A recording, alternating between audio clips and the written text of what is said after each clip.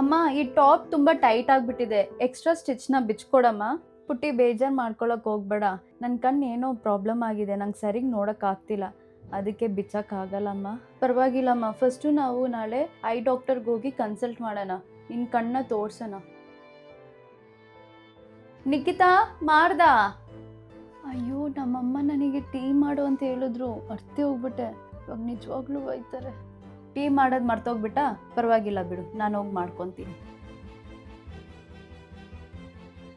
ಅಮ್ಮ ಟೆರೆಸ್ ಮೇಲೆ ಪಟಾಕಿ ಹೊಡಿತಾ ಇದ್ದಾರೆ, ಬಾ ನೋಡ್ಕೊಂಬರೋಣ. ನೀನು ಹೋಗಿ ನೋಡ್ಕೊಂಬಾ, ನನಗೆ ಮೆಟ್ಲು ಎಕ್ಕಕ್ಕಾಗಲ್ಲ, ಮಂಡಿಗೆ ತುಂಬ ನೋವುತ್ತಿದೆ ಅದಕ್ಕೆ.